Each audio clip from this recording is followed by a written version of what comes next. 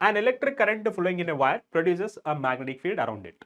Clear. ಈ place ಅಲ್ಲಿ ಏನಿದೆಯಲ್ಲ ಸುತ್ತಮುತ್ತ ಬಾರ್ ಮ್ಯಾಗ್ನೆಟ್ ಸುತ್ತಮುತ್ತಲಿರುವ ಸ್ಪೇಸ್ ನಾವು ಮ್ಯಾಗ್ನೆಟಿಕ್ ಫೀಲ್ಡ್ ಅಂತ ಕರಿತೀವಿ. ಇದರಲ್ಲಿ ಮ್ಯಾಗ್ನೆಟಿಕ್ ಫೋರ್ಸ್ ಎಕ್ಸರ್ಟ್ ಆಗ್ತಾ ಇರುತ್ತೆ.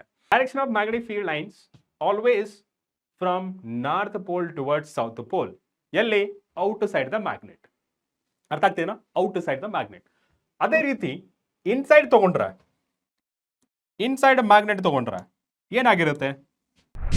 Hi hello my dear students, ನಾನು ನಿಮ್ಮ ಅಶೋಕ್ ಸರ್, ಫಿಸಿಕ್ಸ್ ಟೀಚರ್. ನಾನು ನಿಮ್ಮನ್ನೆಲ್ಲ PW ಕನ್ನಡ ಯೂಟ್ಯೂಬ್ ಚಾನಲ್ಗೆ ವೆಲ್ಕಮ್ ಮಾಡ್ತಾ ಇವತ್ತಿನ ಸೆಷನ್ನ ಸ್ಟಾರ್ಟ್ ಮಾಡೋಣ. ಇವತ್ತು ನಾವು mind map and summary series ಅಲ್ಲಿ ಸೆಕೆಂಡ್ ಚಾಪ್ಟರ್ ಆದ magnetic effect of electric current ನ ಸ್ಟಾರ್ಟ್ ಮಾಡಿದ್ದೇವೆ. ಸೊ ಮೊದಲಿಗೆ ನಾವು electricity mind map and summary series ನ ಕಂಪ್ಲೀಟ್ ಮಾಡಿದ್ದೀವಿ. ಸೊ ಆ mind map and summary series ನಮಗೆ ತುಂಬಾ ಹೆಲ್ಪ್ಫುಲ್ ಆಗಿರುತ್ತೆ ಅಂತ ಬಯಸ್ತಿದ್ದೇನೆ. ಓಕೆ, ಸೊ ಇವತ್ತು ನಾವು magnetic effect of electric current mind map and summary series ನ ಕಂಟಿನ್ಯೂ ಮಾಡಿರ್ತೇವೆ. Okay, so without wasting our time, so let's get into the topic. So ಮೊದಲಿಗೆ ನಾವು ಈ magnetic effect of electric current ಅಂದ್ರೆ ಏನು ಅಂತ ತಿಳ್ಕೊಳ್ಳೋದಕ್ಕಿಂತ ಮುಂಚೆ ನಾವು ಎಫೆಕ್ಟ್ ಆಫ್ ಕರೆಂಟ್ ಬಗ್ಗೆ ಡಿಸ್ಕಸ್ ಮಾಡೋಣ. Okay, so there are 3 very important effects of electric current. That is, first one, chemical effect of electric current. Second one, heating effect of electric current. And third one, that is a magnetic effect of electric current. So first, chemical effect of electric current. Now already ಓದಿದ್ವಿ. Just recall ಮಾಡ್ಕೊಳ್ಳಿ, ನಾವು potential difference ಓದಬೇಕಾದ್ರೆ ನಾವು cell and ಬ್ಯಾಟರಿನ use ಮಾಡ್ತಾ ಇದೀವಿ, right?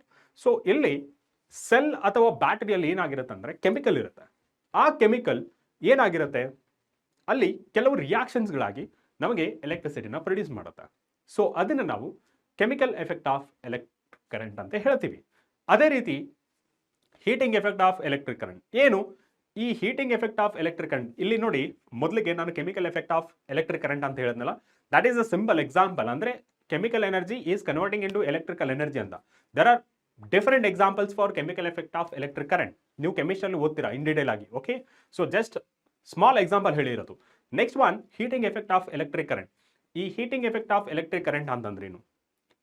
ಯಾವಾಗ current ಈ conductor ಅಲ್ಲಿ ಅಥವಾ ವೈರ್ ಅಲ್ಲಿ ಫ್ಲೋ ಆಗುತ್ತೆ, ಅವಾಗ ಏನಾಗುತ್ತೆ ಅಂತಂದ್ರೆ it produces a heat.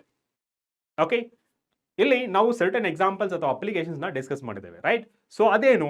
Electric bulb ಆಗಿರ್ಬೋದು, ಟಂಗ್ಸ್ಟನ್ ಅಲ್ಲಿ ಕರೆಂಟ್ ಫ್ಲೋ ಆದಾಗ ಅದು ಗ್ಲೋ ಆಗುತ್ತೆ, ರೈಟ್? ಯಾಕೆ ಗ್ಲೋ ಆಗುತ್ತೆ? Due to heating effect of electric current, ಅಂದ್ರೆ ಅಲ್ಲಿ ಹೀಟ್ ಪ್ರೊಡ್ಯೂಸ್ ಆಗುತ್ತೆ. ಅದೇ ರೀತಿ electric iron, electric water heater, electric fuse, okay, ಇದೇ ತರ ತುಂಬಾ ಅಪ್ಲಿಕೇಶನ್ಸ್ ಈ heating effect of electric current ನಮ್ಮ ಡೇ ಟು ಡೇ ಲೈಫ್ ಅಲ್ಲಿ ಇದೆ. ಅದೇ ರೀತಿ ನಮಗೆ magnetic effect of electric current ಅಂತ ಈ ಟಾಪಿಕ್ ಅಲ್ಲಿ ನಾವು ಇನ್ ಡೀಟೇಲ್ ಆಗಿ ಓದ್ತೇವೆ. So before starting this chapter ನಮಗೆ ಗೊತ್ತಾಗಬೇಕಾಗಿರೋದು ಏನಂತಂದ್ರೆ, ಇಲ್ಲಿ ಮ್ಯಾಗ್ನೆಟಿಕ್ ಎಫೆಕ್ಟ್ ಅಂತಂದ್ರೆ ಏನು, ಈ ಮ್ಯಾಗ್ನೆಟಿಕ್ ಎಫೆಕ್ಟ್ ಹೇಗೆ ಪ್ರೊಡ್ಯೂಸ್ ಆಗುತ್ತೆ ಅಥವಾ ನಾವು ಹೇಗೆ ಅನಲೈಸ್ ಮಾಡ್ಬೋದು ಅಂತ ತಿಳ್ಕೊಳ್ಳೋದಾದ್ರೆ, ಫಸ್ಟ್ ನಾವು ಬಾರ್ ಮ್ಯಾಗ್ನೆಟ್ ನ ಕನ್ಸಿಡರ್ ಮಾಡ್ತಾ ಇದೀವಿ. ಬಾರ್ ಮ್ಯಾಗ್ನೆಟ್ ಅಂದ್ರೆ ಏನು? It is the object. Okay, it is the object attracts magnetic material. Okay, so ಈ ಮ್ಯಾಗ್ನೆಟಿಕ್ ಮಟೀರಿಯಲ್ ಈ ಅಟ್ರಾಕ್ಟ್ ಆಗುತ್ತೆ, ಓಕೆ, ಯಾವುದ್ರ ಕಡೆ? ಒಂದು ಆಬ್ಜೆಕ್ಟ್ ಕಡೆ. ಅದನ್ನ ನಾವು ಮ್ಯಾಗ್ನೆಟ್ ಅಂತ ಕರಿತೀವಿ. There are certain shapes of these magnet. So ಅದು ಯು ಶೇಪ್ ಅಲ್ಲಿ ಇರ್ಬೋದು, ಹಾರ್ ಶೂ ಅಲ್ಲಿರ್ಬೋದು, ಸಿಲಿಂಡರ್ ಶೇಪ್ ಅಲ್ಲಿ ಇರ್ಬೋದು, ಡಿಸ್ಕ್ ಶೇಪ್ ಅಲ್ಲಿ ಇರ್ಬೋದು, ಅಥವಾ ಬಾರ್ ಶೇಪ್ ಅಲ್ಲಿ ಇರ್ಬೋದು. ಓಕೆ, ಸೊ ನಮಗೆ ಈಸಿ ಮತ್ತೆ ಕನ್ವಿನಿಯಂಟ್ ಆಗಿ ನಮಗೆ ಅರ್ಥ ಮಾಡ್ಕೊಳ್ಳೋಕ್ಕೆ ಆಗೋದು that is a bar magnet.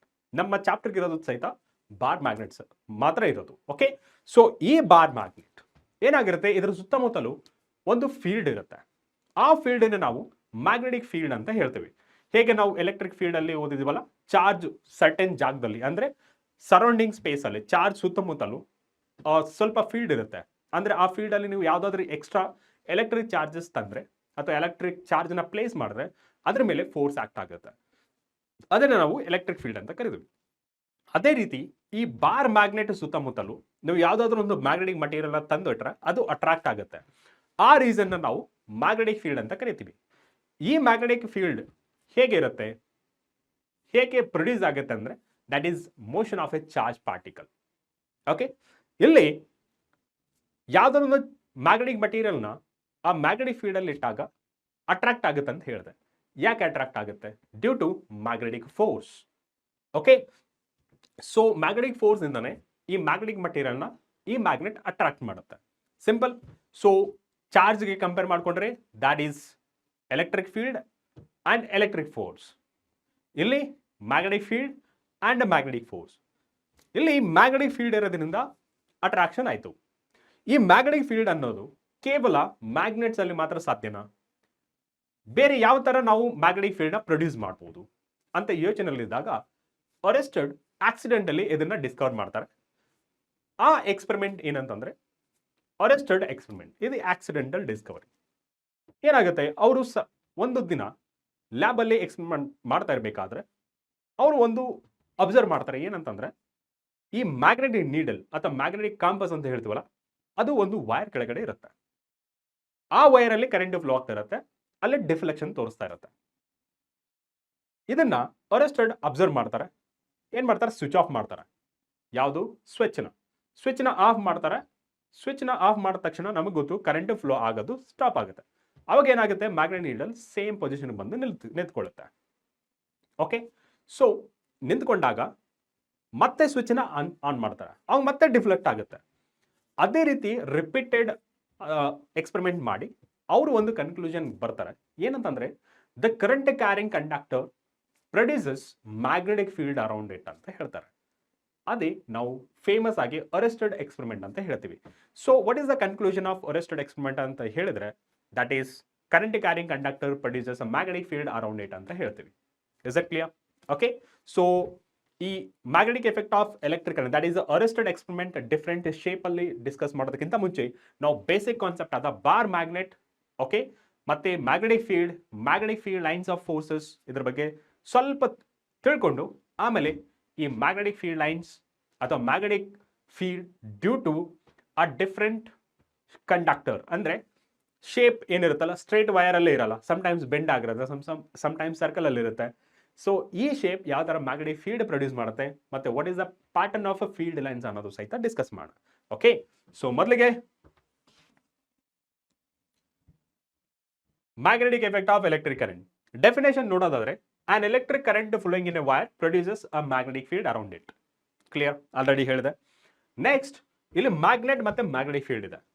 Magnet ಅಂದ್ರೇನು ನಾನು ಹೇಳಿದೆ, it is an object which attracts a magnetic material, right? ಮತ್ತೆ ಮ್ಯಾಗ್ನೆಟಿಕ್ ಫೀಲ್ಡ್ ಅಂದ್ರೆ it is the region around the magnet, okay, in which magnetic material can be attracted towards it. Non magnetic material attract ಆಗಲ್ಲ. ನೋಡ್ಬೋದು ಇನ್ detail ಆಗಿ. A substance which attracts small pieces of iron, steel, nickel and points in north-south direction when suspended freely. So, magnet andre ಒಂದು substance. Magnet andre ಒಂದು substance which attracts small pieces of iron, steel, nickel. ನಾವು ಹೇಳ್ಬೋದು aluminium ಸಹಿತ attract ಆಗುತ್ತೆ, nickel ಸಹಿತ attract ಆಗುತ್ತೆ, ಕೋಬಲ್ಟ್ ಸಹಿತ attract ಆಗುತ್ತೆ, ಸ್ಟೀಲ್ ಸಹಿತ ಅಟ್ರಾಕ್ಟ್ ಆಗುತ್ತೆ. ಮತ್ತೆ ಈ ಮ್ಯಾಗ್ನೆಟ್ ನ ಫ್ರೀ ಆಗಿ ಸಸ್ಪೆಂಡ್ ಮಾಡಿದಾಗ ನಿಮಗೆ ನಾರ್ತ್ ಸೌತ್ ಡೈರೆಕ್ಷನ್ ಅಲ್ಲೇ ಅಲೈನ್ ಆಗುತ್ತೆ. ಅದನ್ನ ನಾವು ಮ್ಯಾಗ್ನೆಟ್ ಅಂತ ಕರಿತೀವಿ. That is the meaning. Next one, magnets comes in a various shapes and size depends on there use. ಇಲ್ಲಿ ನಮಗೆ magnets different shape and size ಅಲ್ಲಿ ಬರುತ್ತೆ. ಅದು ನಮಗೆ ಯಾವ ತರ ಬೇಕೋ ಆ ತರ ಯೂಸ್ ಮಾಡ್ಕೋತೀವಿ. ಡೇ ಟು ಡೇ ಲೈಫ್ ಅಲ್ಲಿ ನಮ್ಗೆ ಯಾವ ತರ ಬೇಕು ಆ ತರ ಯೂಸ್ ಮಾಡ್ಕೊಂತೀವಿ. ಓಕೆ, ಅದರಲ್ಲಿ one of the most common magnets is bar magnet, which is a long rectangular bar of unit cross section ಅಥವಾ area cross section ಅಂತಾನೆ ಹೇಳ್ಬೋದು. area of cross section, that is about magnet. Next one, magnet ಅಂದ್ರೆ diagram ಗೊತ್ತಾನೆ?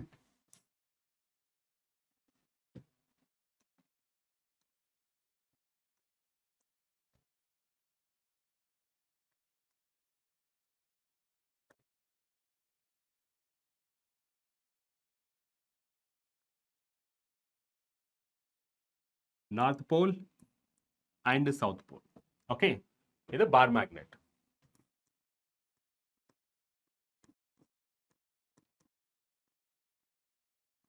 Bar magnet. Okay, so next magnetic field. Magnetic field ಅಂದ್ರೆ ಏನು? ಇಲ್ಲಿ ಇದರ ಸುತ್ತಮುತ್ತ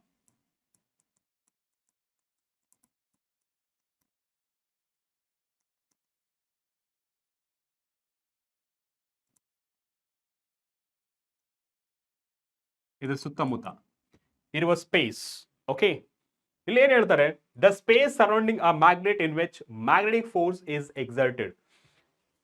ಈ ಪ್ಲೇಸ್ ಅಲ್ಲಿ ಏನಿದೆಯಲ್ಲ ಸುತ್ತಮುತ್ತ ಬಾರ್ ಮ್ಯಾಗ್ನೆಟ್ ಸುತ್ತಮುತ್ತಲಿರುವ ಸ್ಪೇಸ್ ನಾವು ಮ್ಯಾಗ್ನೆಟಿಕ್ ಫೀಲ್ಡ್ ಅಂತ ಕರಿತೀವಿ. ಇದರಲ್ಲಿ ಮ್ಯಾಗ್ನೆಟಿಕ್ ಫೋರ್ಸ್ ಎಕ್ಸರ್ಟ್ ಆಗ್ತಾ ಇರುತ್ತೆ.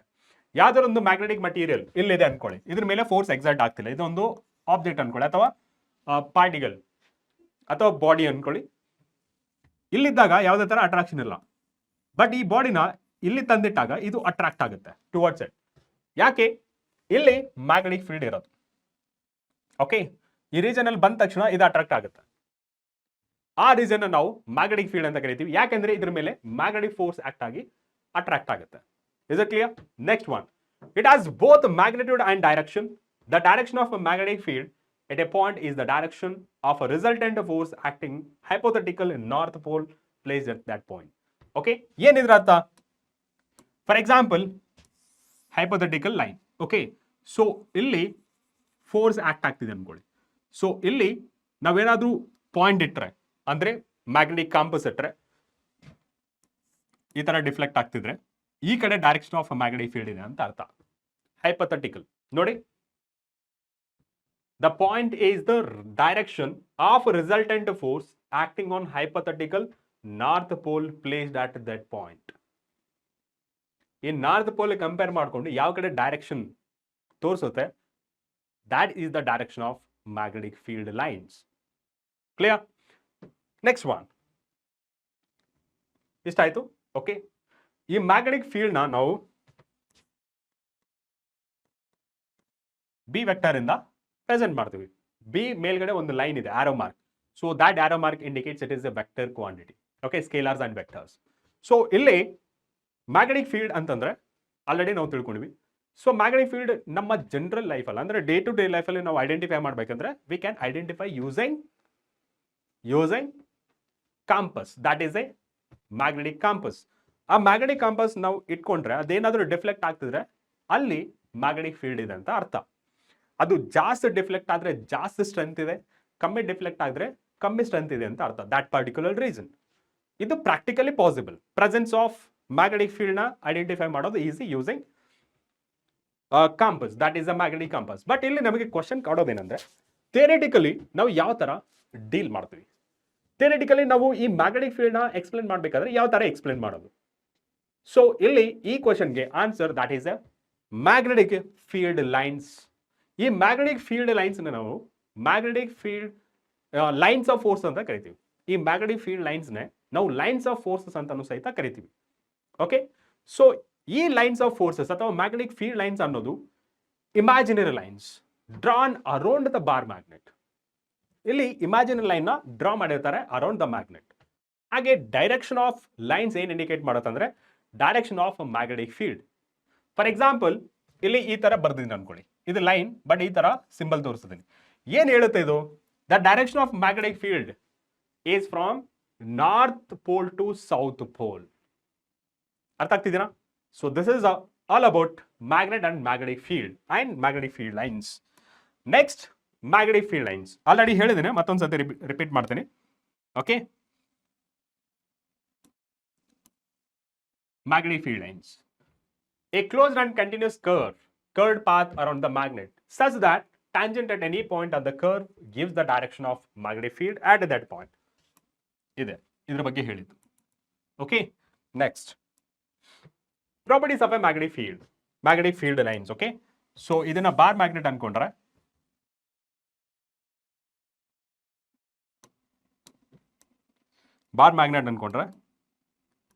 this is the north pole and this is the south pole. Okay, property ಏನು?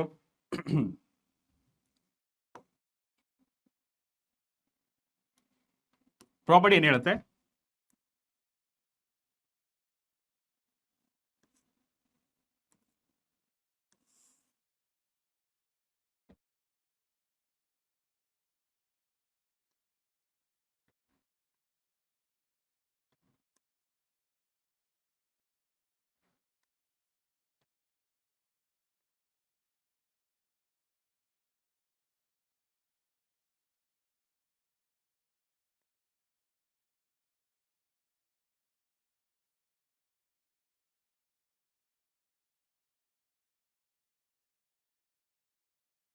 ಈ ತರ ಇರುತ್ತೆ. ಓಕೆ, ಸೊ ಇಲ್ಲಿ ನೀವು ನೋಡ್ಬೋದು ಎಷ್ಟು ಪೋಲ್ಸ್ ಇದೆ, 2 poles. One is north pole, second one south pole. So first property ಏನು, first property ನೋಡಿದ್ರೆ outside the magnet they are directed from north pole towards the south pole, whereas inside the magnet they are directed from south pole towards north pole. ಅಂದ್ರೆ ಏನು, ಇಲ್ಲಿ direction indicate, ಇಲ್ಲಿ direction ಯಾವುದು indicate ಮಾಡಿಲ್ಲ ನಾನು, right. So ಇಲ್ಲಿ direction indicate ಮಾಡಿದ್ರೆ this is how they are moving.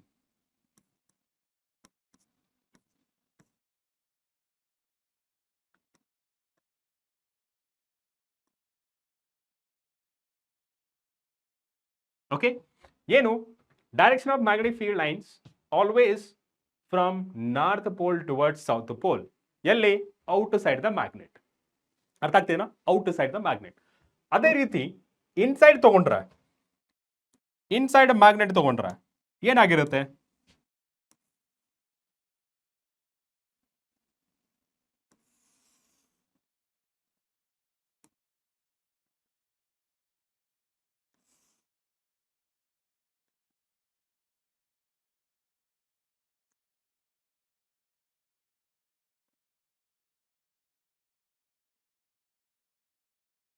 Parallel and ಈಕ್ವಿಡಿಸ್ಟೆಂಟ್.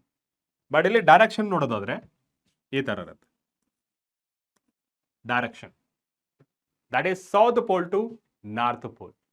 ಅಂದ್ರೆ ಇದ್ರ ಪ್ರಕಾರ ಹೇಳೋದಾದ್ರೆ ಇಟ್ ಈಸ್ ಎ ಕಂಟಿನ್ಯೂಸ್, ಎಲ್ಲಿ ಬ್ರೇಕ್ ಆಗಿಲ್ಲ, ಇಲ್ಲಿ ಸ್ಟಾರ್ಟ್ ಆಗಿ ಮತ್ತೆ ಇಲ್ಲಿಗೆ ಬಂದು ಒಳಗಡೆಯಿಂದ ಮತ್ತೆ towards the north pole.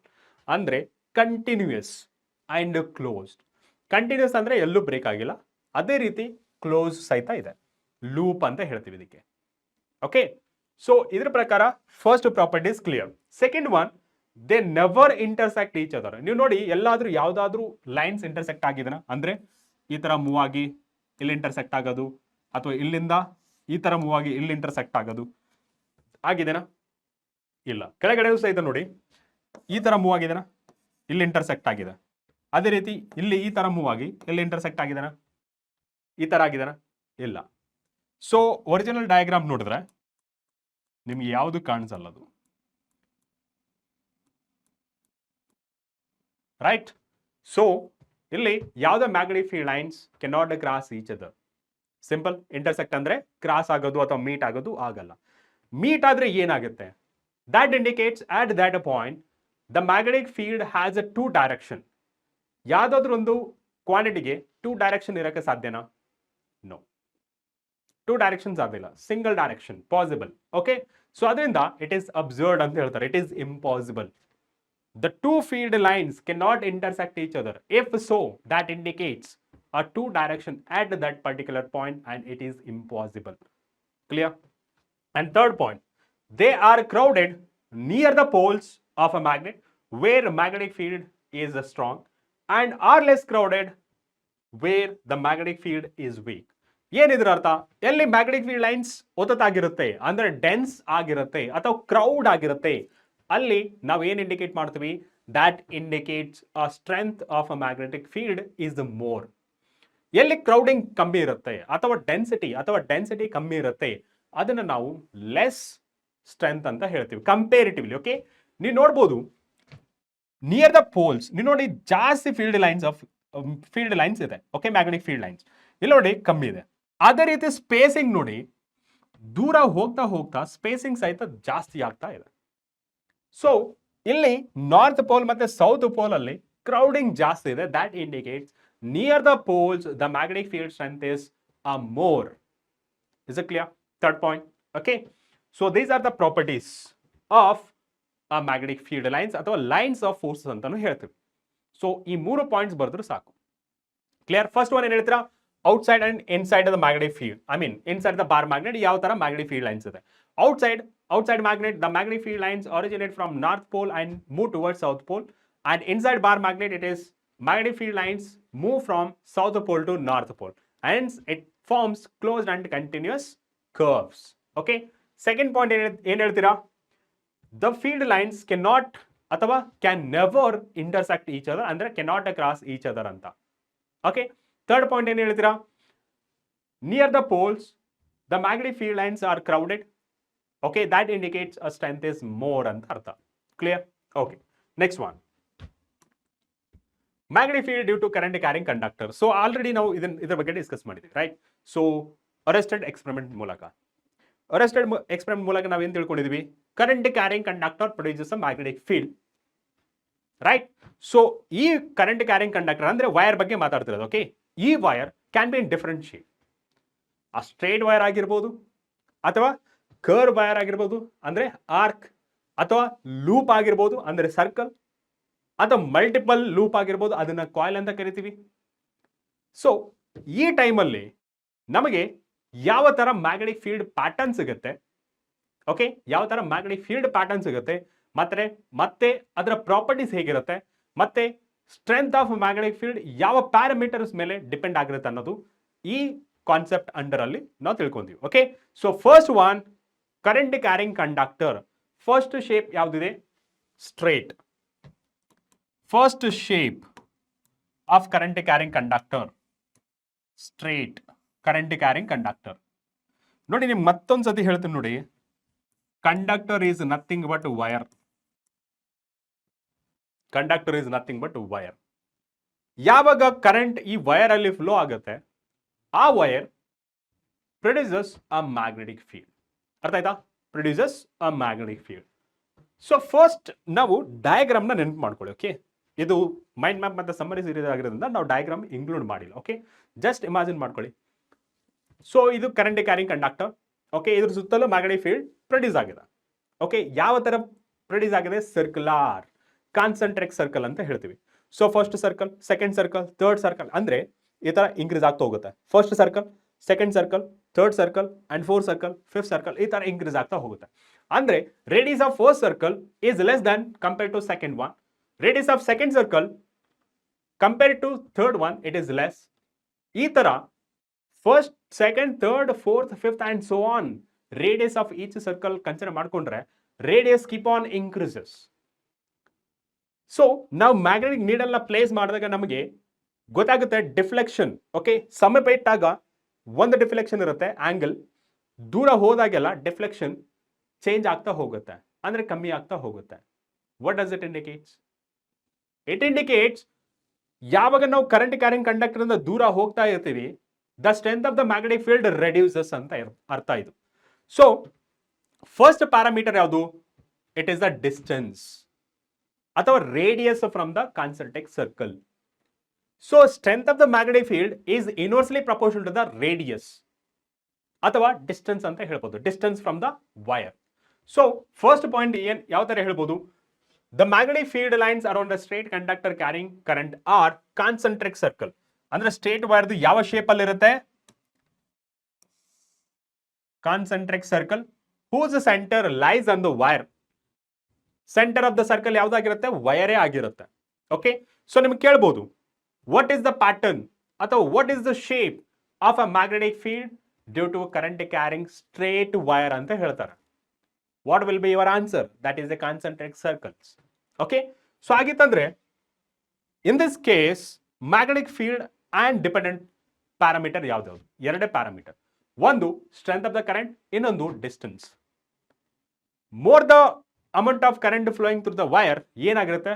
More the magnetic field producers, ಅಂದ್ರೆ ಸ್ಟ್ರೆಂತ್ ಇನ್ಕ್ರೀಸ್ ಆಗುತ್ತೆ. So that means current is ಅಥವಾ magnetic field is directly proportional to the current, amount of current ಅಥವಾ ಮ್ಯಾಗ್ನಿಟ್ಯೂಡ್ ಆಫ್ ಕರೆಂಟ್ ಅಂತ ಹೇಳ್ಬೋದು. ಸೆಕೆಂಡ್ ಒನ್ ಏನು? Distance. As the distance increases, okay, as the distance increases strength of the magnetic field reduces ಅಥವಾ decreases ಅಂತ ಹೇಳ್ಬೋದು. Clear? Okay, so ನಾವು point wise ಬರಿಬೇಕಾದ್ರೆ magnetic field in this case the magnitude of magnetic field is directly proportional to the current passing in the wire. Second one, inversely proportional to the distance that point from the wire. Well, distance ಯಾವ ತರ measure ಮಾಡ್ತೀವಿ? In terms of a radius, therefore I am writing it as a r. Is it clear? Okay, so isto the magnetic field pattern as well as parameters depends on field ಅಥವಾ strength of the field ಅಂತಾನು ಆಯ್ತು. Okay, ಇಲ್ಲಿ ನಮಗೆ question ಏನಂತಂದ್ರೆ, sir ನಾವೇನೋ magnitude of magnetic field strength calculate ಮಾಡಿದ್ವಿ using this relation. Okay, it is directly proportional to the strength of the current and inversely proportional to the distance from the wire. But direction ಯಾವ ತರ find ಮಾಡಬೇಕು? ಅದಕ್ಕೆ ನಮಗೆ next concept ಇರೋದು that is Maxwell's right hand thumb rule. So this is not there for your syllabus, okay? This is not there for your syllabus, not in syllabus, but useful in competitive exams. Explain ಮಾಡ್ತೀನಿ, okay? So ಇಲ್ಲಿ suppose consider this tip as the direction of a current, okay, moving upward ಅನ್ಕೊಳ್ಳಿ, okay? What I have to do? Maxwell's right hand thumb rule, right hand ತಗೊಂಡೆ, okay, thumb direction of current ಅಲ್ಲಿ indicate ಮಾಡಿದೆ, ಆಮೇಲೆ ಈ ತರ arrangement ಮಾಡ್ಕೊಂಡೆ, ಈ ತರ, okay? ಈ ತರ ಅರೇಂಜ್ಮೆಂಟ್ ಮಾಡ್ಕೊಂಡಾಗ this thumb indicates the direction of a current and this encircled fingers indicates the direction of a magnetic field. ಅರ್ಥ ಆಯ್ತಾ? ಸಿಂಪಲ್. ಅದೇನಂತ ಇದು ಯಾವ ಡೈರೆಕ್ಷನ್ ಅಲ್ಲಿ ಇದೆ? Anticlockwise. For example ನೋಡಿ, anticlockwise, this is aunty clock wise direction. If the current is moving upward, the direction of magnetic field is anticlockwise. ಅದೇ current downward ಅಲ್ಲಿ flow ಆಗ್ತಿದ್ರೆ again what you have to do? Use the same right hand thumb rule. So ಥಂಬ್ನ ಯಾವ ಕಡೆ ಇರಬೇಕು? Direction of current ಈ ತರ ಇಟ್ಟೆ, ಆಮೇಲೆ ಎನ್ಸರ್ಕಲ್ ಮಾಡಿ. ಇವಾಗ ಯಾವ ತರ ಸರ್ಕಲ್ ಆಗ್ತಿದೆ? Clock wise direction. ನೋಡಿ, ಕ್ಲಾಕ್ ವೈಸ್ ಡೈರೆಕ್ಷನ್. ಅರ್ಥ ಆಯ್ತಾ? ಸೊ ಕರೆಂಟ್ ಯಾವಾಗ ಅಪ್ವರ್ಡ್ ಹೋಗ್ತಾ ಇತ್ತು ಆವಾಗ ನಮಗೆ ಆಂಟಿ ಕ್ಲಾಕ್ ವೈಸ್ ಡೈರೆಕ್ಷನ್ ಅಲ್ಲಿ ಮ್ಯಾಗ್ನೆಟಿಕ್ ಫೀಲ್ಡ್ ಸಿಕ್ತು, ಡೈರೆಕ್ಷನ್ ಆಫ್ ಮ್ಯಾಗ್ನೆಟಿಕ್ ಫೀಲ್ಡ್. ಅದೇ ಕರೆಂಟ್ ಡೌನ್ವರ್ಡ್ ಹೋದಾಗ ಇದು ಕ್ಲಾಕ್ ವೈಸ್ ಡೈರೆಕ್ಷನ್ ಅಲ್ಲಿ ಸಿಕ್ತು, ಯಾವುದು? Magnetic field. Got it? So magnetic field strength, magnitude of magnetic field and direction of magnetic field ಎರಡು ಸಿಕ್ತು. Because magnetic field is a vector quantity, it has both magnitude and direction. Is that clear? Okay. So ಇಲ್ಲಿ ನೀವು ನೋಡ್ಬೋದು diagram, with help of diagram. ಇದಾದ್ರೂ ನೋಡಿ, next one ಇದಾದ್ರೂ ನೋಡಿ, okay. So ಇಲ್ಲಿ same ಈ ತರ ಅರೇಂಜ್ಮೆಂಟ್ ಮಾಡ್ಕೊಂಡಾಗ ನಿಮಗೆ ಆಂಟಿ ಕ್ಲಾಕ್ ವೈಸ್ ಅಲ್ಲಿ ಸಿಗ್ತದೆ. ಅದೇ ಡೌನ್ವರ್ಡ್ ಅಲ್ಲಿ ಇಟ್ಟಾಗ ಕ್ಲಾಕ್ ವೈಸ್ ಸಿಗುತ್ತೆ. ಸಿಂಪಲ್. ಈ ಮ್ಯಾಕ್ಸ್ವೆಲ್ಸ್ ಕಾರ್ಕ್ ಸ್ಕ್ರೂ ರೂಲ್, ಇದು ಜನರಲಿ ನಾವು ಇಷ್ಟು ದೊಡ್ಡದಾಗಿ ಕರೆಯಲ್ಲ, ಜನರಲಿ ನಾವೇನಂತ ಕರಿತೀವಿ? ಸ್ಕ್ರೂ ರೂಲ್ ಅಂತ ಕರಿತೀವಿ. Screw rule, okay. Screw rule ಏನ್ ಇಂಡಿಕೇಟ್ ಮಾಡುತ್ತೆ? ಇಲ್ಲಿ ನೋಡಿ, ಇಲ್ಲಿ ಮೇಲೆ ಇದೆಯಲ್ಲ, ಕೆಳಗಡೆ ಇರೋದು ಜಸ್ಟ್ ಸ್ಕ್ರೂ, ಇಲ್ಲಿ ಹ್ಯಾಂಡಲ್, ಓಕೆ. ಈ ಹ್ಯಾಂಡಲ್ನ ನಾವು ಜಸ್ಟ್ ಇಮ್ಯಾಜಿನ್ ಮಾಡ್ಕೊಳ್ಳಿ, ಸ್ಕ್ರೂ ಡ್ರೈವರ್, ಓಕೆ. ಸ್ಕ್ರೂ ಡ್ರೈವರ್ನ ಈ ತರ ತಿರುಸ್ತಾ ಇದ್ರೆ ಏನಾಗುತ್ತೆ? ಅದು ಒಳಗಡೆ ಹೋಗುತ್ತೆ. ಅಂದ್ರೆ ಕ್ಲಾಕ್ ವೈಸ್ ಡೈರೆಕ್ಷನ್ ಅಲ್ಲಿ ತಿರುಸ್ತಾ ಇದ್ರೆ ಈ ಟಿಪ್ ಏನಿದೆಯಲ್ಲ ಒಳಗಡೆ ಹೋಗುತ್ತೆ. ಅದೇ ಆಂಟಿ ಕ್ಲಾಕ್ ವೈಸ್ ಡೈರೆಕ್ಷನ್ ಅಲ್ಲಿ ತಿರುಗಿಸಿದ್ರೆ ಏನಾಗುತ್ತೆ? ಅದು ಹೊರಗಡೆ ಬರುತ್ತೆ. ಯಾವುದು? Screw driver. ಇಲ್ಲಿ ಏನ್ ಇಂಡಿಕೇಟ್ ಮಾಡುತ್ತೆ? ಈ ಟಿಪ್ ಏನಿದೆಯಲ್ಲ, this indicates direction of a current. ಮತ್ತೆ ಇಲ್ಲಿ ನಾವು ರೊಟೇಟ್ ಮಾಡ್ತಾ ಇರ್ತೀವಲ್ಲ ಹ್ಯಾಂಡಲ್, ಅದೇನು ಇಂಡಿಕೇಟ್ ಮಾಡುತ್ತೆ? Direction of a magnetic field. Is it clear? So ನಿಮ್ಮ ಎಕ್ಸಾಮ್ಸ್ಗೆ ಇರೋದು this one, board, for your board, and this is for competitive exam. Okay. So ಎಷ್ಟು ಆಯ್ತು? How to find magnetic field strength, magnetic wise, as well as the direction, that is using Maxwell's right hand thumb rule. First shape is clear. Next one, magnetic field due to current carrying conductor alli second part circular loop. Just imagine ಮಾಡ್ಕೊಳ್ಳಿ diagram, okay. Diagram image ಮಾಡ್ಕೊಂಡ್ಮೇಲೆ ನಿಮಗೆ magnetic field line ಸಿಗುತ್ತಲ್ಲ, ಅದು ಯಾವ arrangement ಇದೆ, ಆ arrangement ನ ನೀವು ರೀಕಾಲ್ ಮಾಡ್ಕೊಂಡ್ರೆ ಅವಾಗ ಗೊತ್ತಾಗುತ್ತೆ. ಫಸ್ಟ್ ಪಾಯಿಂಟ್ ಏನು? First, the magnetic fields R represented by concentric circle that appear as a straight lines near the center of the loop. For example, idu loop, okay, idu loop. ಇಲ್ಲಿ ಹೇಗಿರುತ್ತಂದ್ರೆ free hand ಅಲ್ಲಿ draw ಮಾಡ್ತೀನಿ, okay. Generally current ಈ ತರ flow ಆಗ್ತಿದೆ ಅನ್ಕೊಳ್ಳಿ, okay, ಈ ತರ flow ಆಗ್ತಿದೆ. ಸೊ ಈ ಕಡೆ ನೀವು ಅಬ್ಸರ್ವ್ ಮಾಡ್ಕೊಳ್ಳಿ, ಓಕೆ. ಸೊ ಈ ತರ ಇಟ್ಕೊಂಡಾಗ ನಿಮ್ಮ ಡೈರೆಕ್ಷನ್ ಈ ತರ ಕಾಣಿಸ್ತಾ ಇದೆ, ರೈಟ್? ಇನ್ವರ್ಡ್ ಇನ್ ಡೈರೆಕ್ಷನ್, ಇಲ್ಲಿ ಇನ್ವರ್ಡ್ ಇನ್ ಡೈರೆಕ್ಷನ್, ಇಲ್ಲಿ ಇನ್ವರ್ಡ್ ಇನ್ ಡೈರೆಕ್ಷನ್. ಈ ಒಳಗಡೆ ಏನಿದೆ ಇನ್ವರ್ಡ್ ಇನ್ ಡೈರೆಕ್ಷನ್ ಆಯ್ತು, ಯಾವುದು? Magnetic field, right? ಸೊ ಇಲ್ಲಿ ಔಟ್ ಸೈಡ್ ಏನಾಗಿರುತ್ತೆ? ಔಟ್ವರ್ಡ್. ರೈಟ್, ಈ ತರ ಆಗುತ್ತೆ using Maxwell's right and thumb rule. Okay, so ಈ ಒಳಗಡೆ ಏನಿದೆಯಲ್ಲ ಇಲ್ಲಿ, ಸೊ ನಾರ್ಮಲ್ ಆಗಿ ಸ್ಟ್ರೇಟ್ ಲೈನ್ ಸಿಗುತ್ತೆ ನಿಮ್ಗೆ, ಪ್ಯಾರಲಲ್ ಲೈನ್ಸ್. ಓಕೆ, ಅದನ್ನ ಇಂಡಿಕೇಟ್ ಮಾಡ್ತಿರೋದು ಅವರು. ಕ್ಲಿಯರ್? ಸೊ ಇಲ್ಲಿ ನೋಡಿದ್ರೆ ಇನ್ this case magnet of magnetic field same formula ಏನು? First one, magnetic field is directly proportional to the strength of the current and inversely proportional to the distance. Okay, so ಇಲ್ಲಿ directly proportional to the current passing through the circular loop, inversely proportional to the radius of circular loop. Simple. Okay, so ಇಲ್ಲಿ ಸಹಿತ it depends on two parameters, that is a magnitude of current, second one distance from the wire. ಇಲ್ಲಿ ನಾವು pattern ಯಾವ್ದು ಬಂದಿದೆ ಅಂದ್ರೆ circular shape ಬಂದಿದೆ, that means circle. So circle ನ ನಾವು ರೇಡಿಯಸ್ ಅಲ್ಲಿ ಮೆಜರ್ ಮಾಡ್ತೀವಿ with respect to radius. So ಅದರಿಂದ ನಾವು ಡಿಸ್ಟೆನ್ಸ್ ನ ಆರ್ ಅಲ್ಲಿ ಮೆಜರ್ ಮಾಡಿದ್ವಿ. ಕರೆಕ್ಟ್? ಸೊ ಇಲ್ಲಿ ಡೈರೆಕ್ಷನ್ ಯಾವ ತರ ಫೈಂಡ್ ಮಾಡಬೇಕು? If it is a straight wire, I can use Maxwell's right and thumb rule.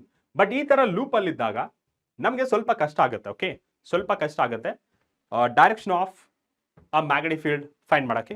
ಅದರಿಂದ ನಮಗೆ ಹೊಸ ಕಾನ್ಸೆಪ್ಟ್ ಬಂದಿದೆ, that is clock face rule. Clock face rule ಅಲ್ಲಿ ನೆಕ್ಸ್ಟ್ ಡಯಾಗ್ರಾಮ್ ಇದ್ರೆ ತೋರಿಸ್ತೀನಿ. Clock face rule. So clock face rule ಏನ್ ಹೇಳುತ್ತೆ ನೋಡಿ. ಸಪೋಸ್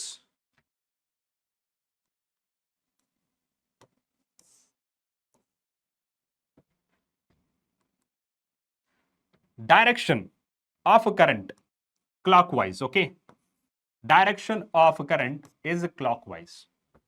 ನಿಮ್ ಕಡೆ ನೋಡ್ಕೊಳ್ಳೋಕೆ ಇದೊಂದು ಲೂಪ್ ಇದೆ, ರಿಂಗ್ ಅನ್ಕೊಳ್ಳೋಕೆ ರಿಂಗ್ ಕ್ಲಾಕ್ ವೈಸ್ ಅಲ್ಲಿ ಫ್ಲೋ ಆಗ್ತದೆ. ನೀವು ನೋಡಿದ್ರೆ ಏನ್ ಕಾಣಿಸ್ತಾ ಇದೆ?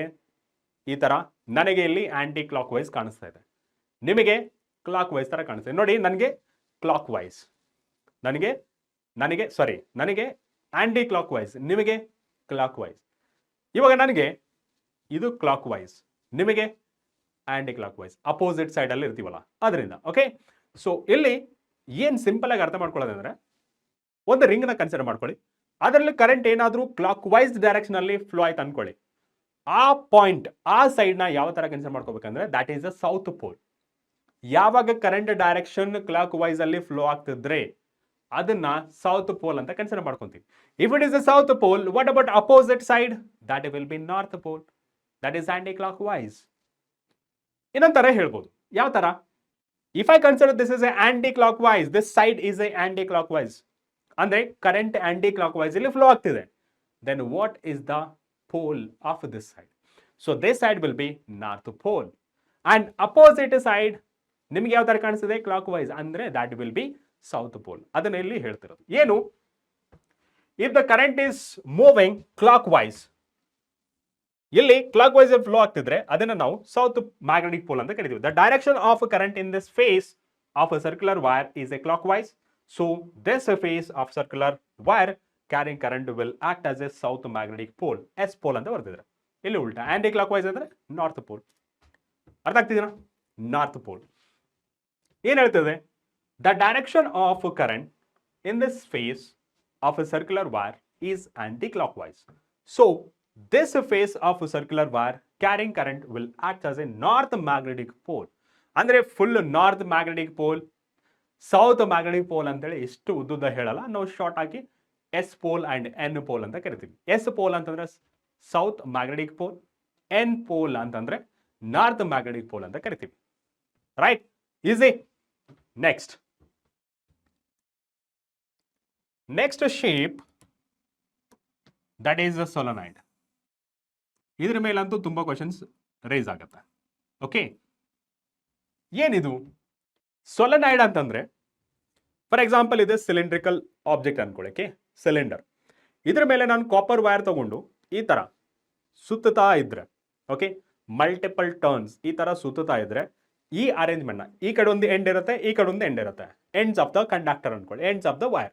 ಈ ಕಡೆ ಒಂದು ಎಂಡು, ಈ ಕಡೆ ಒಂದು ಎಂಡ್, ಇದನ್ನ ನಾವು ಸೊಲನಾಯ್ಡ್ ಅಂತ ಕರಿತೀವಿ. ಅರ್ಥ ಆಯ್ತಾ? Definition is clear. ಸೊ ಇಲ್ಲಿ ಸೊಲೆನಾಯ್ಡ್ ಆದ್ಮೇಲೆ ಈ ಸೊಲೆನಾಯ್ಡ್ ಮ್ಯಾಗ್ನೆಟಿಕ್ ಫೀಲ್ಡ್ ಪ್ಯಾಟರ್ನ್ ಹೇಗಿರುತ್ತೆ ಅಂದ್ರೆ same as a bar magnet pattern as it is bar magnet ತರನೇ ಬರುತ್ತೆ.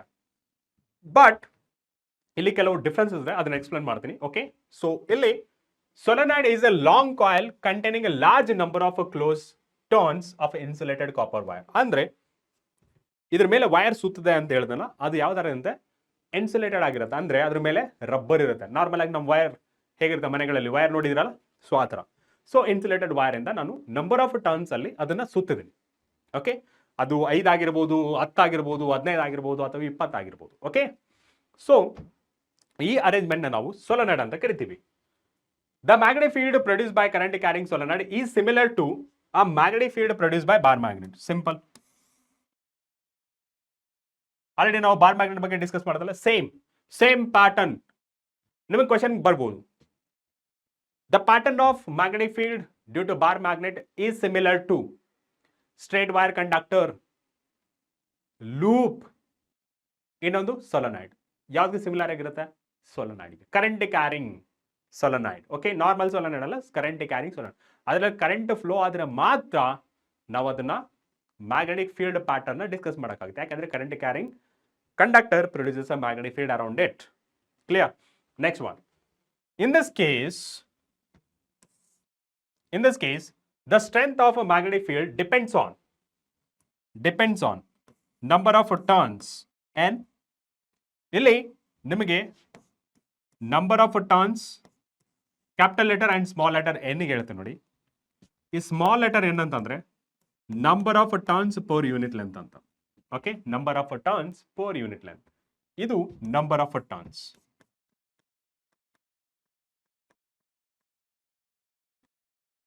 That's fine. Okay, for 10th grade ನೀವು ಎನ್ ಅಂತಂದ್ರೆ ನಂಬರ್ ಆಫ್ ಟರ್ನ್ಸ್ ಅಂತ ಅರ್ಥ ಮಾಡ್ಕೋಬಹುದು. ಬಟ್ 11th and 12th ಹೋದಾಗ ಈ capital letter N and small letter ಎನ್ಗೆ ಡಿಫ್ರೆನ್ಸ್ ಸಿಗುತ್ತೆ. ಓಕೆ, ಇಲ್ಲಿ ಸ್ಮಾಲ್ ಲೆಟರ್ ಎನ್ ಅಂದ್ರೆ number of turns per unit length, but ಇಲ್ಲಿ ಕ್ಯಾಪಿಟಲ್ ಲೆಟರ್ ಎನ್ ಅಂತಂದ್ರೆ number of turns. Okay, next strength of current in a solenoid. Third one, nature of the core material. ಈ nature of the core material ಅಂದ್ರೆ normal ಆಗಿ ಈ electromagnet ಏನಿದೆಯಲ್ಲ ಅದನ್ನ soft core ಇಂದ ಮಾಡಿರ್ತಾರೆ. ಮಟೀರಿಯಲ್ ಏನಂತಾರೆ ಐರನ್, ಸಾಫ್ಟ್ ಐರನ್ ಇಂದ ಮಾಡ್ತಾರೆ. ಯಾಕಂದ್ರೆ ಇದರ ಮ್ಯಾಗ್ನೆಟಿಕ್ ರಿಟೆಂಟಿವ್ ಪ್ರಾಪರ್ಟಿ ಏನಿರುತ್ತಲ್ಲ ಅದು ಜಾಸ್ತಿ ಇರುತ್ತೆ. ಅದರಿಂದ ನಾವು ಈ ಸಾಫ್ಟ್ ಐರನ್ ನ ಸಾಫ್ಟ್ ಕೋರ್ ಆಗಿ ಯೂಸ್ ಮಾಡ್ತೀವಿ. ಮ್ಯಾಗ್ನೆಟಿಕ್ ರಿಟೆಂಟಿವ್ ಪ್ರಾಪರ್ಟಿ ಅಂದ್ರೆ ಒಂದ್ಸತಿ ಮ್ಯಾಗ್ನೆಟ್ ಆಗಿ ಕನ್ವರ್ಟ್ ಮಾಡಿದ್ಮೇಲೆ ಆ property, for example soft iron core ಇದೆ ಅನ್ಕೊಳ್ಳಿ. ಓಕೆ, ಇದರಲ್ಲಿ ಕರೆಂಟ್ ಪಾಸ್ ಮಾಡಿದೀವಿ. ಓಕೆ, ಅಂದ್ರೆ ಸೆಟಪ್ಗೆ ಕರೆಂಟ್ ಪಾಸ್ ಮಾಡಿದ್ವಿ. ಏನಾಯ್ತು ಇವಾಗ?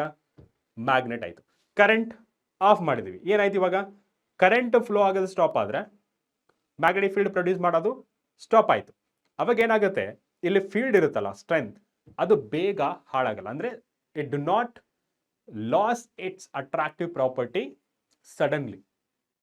ಅಂದ್ರೆ ಸ್ವಲ್ಪ ಹೊತ್ತಿರುತ್ತೆ, ರಿಟೆಂಟಿವ್ ಪ್ರಾಪರ್ಟಿ ಜಾಸ್ತಿ ಇರುತ್ತೆ. ಅದರಿಂದ ನಾವು ಈ ಸಾಫ್ಟ್ ಐರನ್ ನ ಯೂಸ್ ಮಾಡ್ತೀವಿ. ಓಕೆ, ಇಷ್ಟ ಆಯ್ತು. Next one, electromagnet. ಎಲೆಕ್ಟ್ರೋಮ್ಯಾಗ್ನೆಟ್ ಅಂತಂದ್ರೆ ಏನು? ಜಸ್ಟ್ ನಾನು ನಿಮಗೆ ಹೇಳಿದ್ದೆಲ್ಲ ಎಲೆಕ್ಟ್ರೋಮ್ಯಾಗ್ನೆಟ್ ಅಂದ್ರೆ whenever there is a flow of a current in a conductor that produces a magnetic field. ಯಾವಾಗ ಕರೆಂಟ್ ಫ್ಲೋ ಆಗಲ್ಲ ಅದು ಮ್ಯಾಗ್ನೆಟ್ ಆಗಿ ವರ್ಕ್ ಆಗಲ್ಲ. ಸೊ ಇವಾಗ ನಾವು ಏನು ಹೇಳ್ಬೋದು, the current carrying conductor is a electromagnet. But think ಮಾಡಿ, ಎಲ್ಲ ಕರೆಂಟ್ ಕ್ಯಾರಿಂಗ್ ಕಂಡಕ್ಟರ್ ಮ್ಯಾಗ್ನೆಟ್ ಅಲ್ಲ. ಓಕೆ, ಅದನ್ನು ನೀವು ಫ್ಯೂಚರ್ ಅಲ್ಲಿ ಓದ್ತೀರಾ, ನಾಟ್ ರೈಟ್ ನಾವು. Okay, the temporary magnet of soft iron which retains a magnetism only when current passes through it. So ಯಾವಾಗ current pass ಆಗುತ್ತೆ ಅವಾಗ ಮಾತ್ರ ಮ್ಯಾಗ್ನೆಟಿಸಮ್ ಅನ್ನೋದು, ಅಂದ್ರೆ ಮ್ಯಾಗ್ನೆಟಿಕ್ ಮಟೀರಿಯಲ್ ಅಟ್ರಾಕ್ಟ್ ಮಾಡೋ ಪ್ರಾಪರ್ಟಿ ಇರುತ್ತಲ್ಲ ಆ ಪ್ರಾಪರ್ಟಿನ ರಿಟೈನ್ ಮಾಡುತ್ತೆ, ಆಮೇಲೆ ಬಿಟ್ಬಿಡುತ್ತೆ. ಅದು ಮ್ಯಾಗ್ನೆಟ್ ಆಗಿ ವರ್ಕೌಟ್ ಆಗಲ್ಲ. Okay, next one, this electromagnet used in electric bells uses. ಕೇಳಿದ್ರೆ ಎಲೆಕ್ಟ್ರೋಮ್ಯಾಗ್ನೆಟ್ ಎಲ್ಲೆಲ್ಲಿ ಯೂಸ್ ಮಾಡ್ತೀರಾ ಅಂತ ಕೇಳಿದ್ರೆ ನೀವು ಆನ್ಸರ್ ಮಾಡ್ಬೋದು. Bell, electric bell, telephone, electric motor. Okay, ತುಂಬಾ ಅಪ್ಲಿಕೇಶನ್ಸ್ ಇದೆ, wide range of applications, but ಸದ್ಯಕ್ಕೆ ಅದು ನಿಮ್ಗೆ ಬೇಕಾಗಿಲ್ಲ. Next one, factors affecting the strength of electromagnet. So first one, number of turns. Number of turns ಯಾಕೆ? For example ಇಲ್ಲಿ ನಾನು number of ಟರ್ನ್ಸ್ನ ಯೂಸ್ ಮಾಡ್ತೀನಿ. ಫಾರ್ ಎಕ್ಸಾಂಪಲ್ ಸೇಮ್ ಲೆಂತ್ಗೆ, ಓಕೆ, ಸೇಮ್ ಒಂದು 10 ಸೆಂಟಿಮೀಟರ್ ಇದೆ ಅನ್ಕೊಳ್ಳಿ. 10 ಸೆಂಟಿಮೀಟರ್ ತುಂಬ ಚಿಕ್ಕದಾಯಿತು. Consider 20 centimetre. ಓಕೆ, 20 ಸೆಂಟಿಮೀಟರ್ ನಾನು 10 ಟರ್ನ್ಸ್ನ ತಗೋತೀನಿ. ಓಕೆ, ಇನ್ನೊಂದು ಕೇಸಲ್ಲಿ ಸೇಮ್ ಲೆಂತ್ ಬಟ್ 20 ಟರ್ನ್ಸ್ ತಗೋತೀನಿ. 20 ಸೆಂಟಿಮೀಟರ್ 20 ಟರ್ನ್ಸ್, 20 ಸೆಂಟಿಮೀಟರ್ 10 ಟರ್ನ್ಸ್. ಅಂದರೆ ಫಸ್ಟ್ ಕೇಸಲ್ಲಿ 10 ಟರ್ನ್ಸ್ ಇದೆ, ಸೆಕೆಂಡ್ ಕೇಸಲ್ಲಿ 20 ಟರ್ನ್ಸ್ ಇದೆ. ಸೇಮ್ ಅಮೌಂಟ್ ಆಫ್ ಕರೆಂಟ್ನ ಪಾಸ್ ಮಾಡ್ತೀನಿ ಎರಡರಲ್ಲೂ. ಸೇಮ್ ಅಮೌಂಟ್ ಆಫ್ ಕರೆಂಟ್ನ ಪಾಸ್ ಮಾಡಿದಾಗ, ಬಟ್ ಇಲ್ಲಿ ಕಾಯಿಲ್ ಮಾಡಿದ್ದೀನಲ್ಲ ಅದು ಮಟೀರಿಯಲ್ ಸಹಿತ ಸೇಮೇ, ಎಲ್ಲ same, but only number of turns different ಆಗಿದೆ. ಇದರಲ್ಲಿ 10 ಇದೆ, ಇದರಲ್ಲಿ 20 ಇದೆ. ನಿಮ್ಮ ಪ್ರಕಾರ ಯಾವುದರಲ್ಲಿ ಸ್ಟ್ರೆಂತ್ ಜಾಸ್ತಿ ಇರುತ್ತೆ? The strength of this case or strength of this case? ಅಂದರೆ I am talking about a magnetic field strength. ಯಾವುದರಲ್ಲಿ ಜಾಸ್ತಿ ಇರುತ್ತೆ? Definitely this one. ಯಾಕೆ? Air gap between each turn ಇದೆಯಲ್ಲ, ಇಲ್ಲಿ ಕಮ್ಮಿ ಇದೆ, ಇಲ್ಲಿ ಜಾಸ್ತಿ ಇದೆ. ನೋಡಿ, ಇಲ್ಲಿ 10 ಟರ್ನ್ಸ್ ಅಂದರೆ spacing between each turn will be more, but ಇಲ್ಲಿ each turn will be less. ಆದ್ರಿಂದ ಇಲ್ಲಿ ಏರ್ ಗ್ಯಾಪ್ ಕಮ್ಮಿ ಇರೋದ್ರಿಂದ ಇಲ್ಲಿ strength of the magnetic field more. ಇಲ್ಲಿ ಏರ್ ಗ್ಯಾಪ್ ಕಮ್ಮಿ ಜಾಸ್ತಿ ಇರೋದ್ರಿಂದ, ಅಂದರೆ air gap, the gap between 2 turns, okay, consecutive turns ಅಂತ ಹೇಳ್ಬೋದು, ಇಲ್ಲಿ ಜಾಸ್ತಿ ಇರೋದ್ರಿಂದ ರಿಟೆಂಟಿವ್ ಪ್ರಾಪರ್ಟಿ ಕಮ್ಮಿ, ಅದೇ ರೀತಿ strength of the magnetic field ಸಹಿತ ಕಮ್ಮಿ. Clear? So first of all it depends on number of turns. Next one, current flowing in the coil. Second ಕೇಸ್ನ ಕನ್ಸಿಡರ್ ಮಾಡಿ. ಸೆಕೆಂಡ್ ಕೇಸ್ ಏನು ಹೇಳುತ್ತೆ? ಐ ಏನು ಹೇಳುತ್ತೆ? Consider this one as a solenoid. Okay, current carrying conductor ಅಥವಾ ಏನಂತಾರೆ electromagnet ಅಂತ ತಿಳ್ಕೊಳ್ಳಿ. ಇಲ್ಲಿ ಏನು ಮಾಡ್ತೀನಿ? Same length, same material, same number of turns. Okay, ಇಲ್ಲೂ 20 ಟರ್ನ್ಸ್ ಇದೆ, ಇಲ್ಲೂ 20 ಟರ್ನ್ಸ್ ಇದೆ. ಬಟ್ ಫಸ್ಟ್ ಕೇಸಸ್ ಅಲ್ಲಿ ನಾನು ಒಂದು 5 ಆಂಪಿಯರ್ ಕರೆಂಟ್ನ ಫ್ಲೋ ಮಾಡ್ತೀನಿ. ಇಲ್ಲಿ 2 ಆಂಪಿಯರ್ ಕರೆಂಟ್ನ ಫ್ಲೋ ಮಾಡಕ್ಕೆ ಬಿಡ್ತೀನಿ. ಈ ಎರಡರಲ್ಲಿ strength of the magnet electromagnet ಯಾವ್ದು ಜಾಸ್ತಿ ಇರುತ್ತೆ? ಇಲ್ಲಿ ಕರೆಂಟ್ ಫ್ಲೋ ಆಗ್ತಿದೆ, ಇಲ್ಲಿ ಕರೆಂಟ್ ಫ್ಲೋ ಆಗ್ತಿದೆ. ಯಾವುದರಲ್ಲಿ ಜಾಸ್ತಿ? ಇದರಲ್ಲಿ ಜಾಸ್ತಿ. ಯಾಕೆ? ಇದರಲ್ಲಿ 5 ಆಂಪಿಯರ್ ಆಫ್ ಕರೆಂಟ್ ಫ್ಲೋ ಆಗ್ತಿದೆ, ಬಟ್ ಇಲ್ಲಿ ಬರೀ 2 ಆಂಪಿಯರ್ ಆಫ್ ಕರೆಂಟ್ ಫ್ಲೋ ಆಗ್ತಿದೆ. So that is the reason. So this strength of magnet, that is the electromagnetic strength ಅಥವಾ ಮ್ಯಾಗ್ನೆಟಿಕ್ ಫೀಲ್ಡ್ ಅಂತ ಹೇಳ್ತೀವಲ್ಲ, that is depends on magnet of current also. Okay, strength of electromagnet. Next one, length of air gap between its poles. Length of air gap between poles ನೀವು compare ಮಾಡಿದಾಗ bar magnet and horseshoe magnet, ಅಂದ್ರೆ bar magnet ಅಂದ್ರೆ ಈ ತರ ಕಾಣಿಸುತ್ತೆ ನಿಮಗೆ.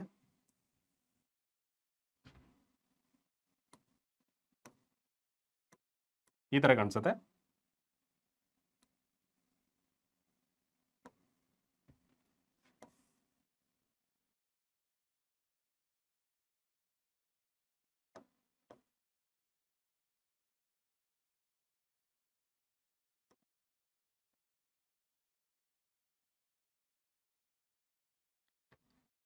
Okay, U shape ಅಥವಾ horseshoe ಎರಡು ಡಿಫ್ರೆನ್ಸ್ ಏನಂದ್ರೆ ಇಲ್ಲಿ ಸ್ವಲ್ಪ ಈ ತರ ಬಂದಿರೋದು. ಓಕೆ, ನೋಡಿ, ಇಲ್ಲಿ north pole, this is south pole, this is north pole and this is south pole. Okay, so ಇಲ್ಲಿ ಸಿಂಪಲ್ ಆಗಿ ಈ ತರ ಬರೀತೀನಿ.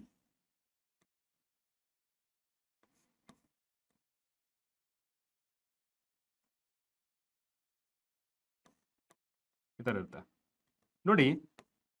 ಈ ನಾರ್ತ್ ಪೋಲ್ ಮತ್ತೆ ಸೌತ್ ಪೋಲ್ಗೆ, ಈ ನಾರ್ತ್ ಪೋಲ್ ಮತ್ತೆ ಸೌತ್ ಪೋಲ್ಗೆ ಡಿಫ್ರೆನ್ಸ್ ಏನು?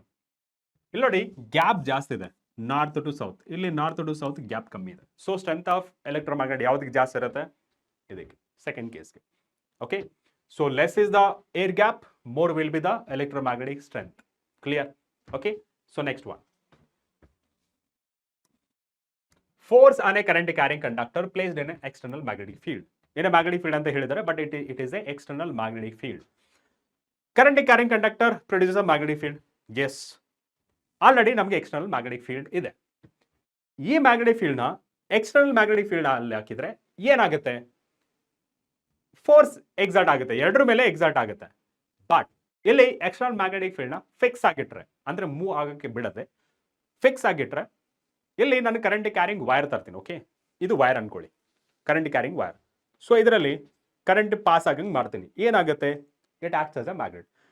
ಈ ಫೀಲ್ಡ್ ಅಲ್ಲಿ ಇಟ್ಟಾಗ ಏನಾಗುತ್ತೆ, ಇದ್ರ ಮೇಲೆ ಫೋರ್ಸ್ ಎಕ್ಸರ್ಟ್ ಆಗುತ್ತೆ, ಅದು ಮೂವ್ ಆಗುತ್ತೆ.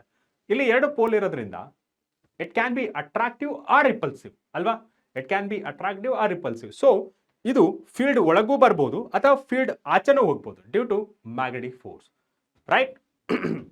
ಸಿಂಪಲ್ ಆಗಿ ಹೇಳೋದಾದ್ರೆ ಇಲ್ಲಿ when current carrying conductor placed in an external magnetic field, it experiences a force. ಯಾವ್ದು ಎಕ್ಸ್ಪ್ರೆಸ್ ಮಾಡುತ್ತೆ, ಕರೆಂಟ್ ಕ್ಯಾರಿಂಗ್ ಕಂಡಕ್ಟರ್. ಹಾಗಿದ್ರೆ ಈ ಫೋರ್ಸು ಯಾವ ಕಡೆ ಮೂವ್ ಆಗುತ್ತೆ ಅಥವಾ ಯಾವ ಕಡೆ ಆಕ್ಟ್ ಆಗುತ್ತೆ ಅನ್ನೋದು ತಿಳ್ಕೊಳ್ಳೋಕೆ ನಮಗೆ Fleming's left hand rule help ಮಾಡುತ್ತೆ.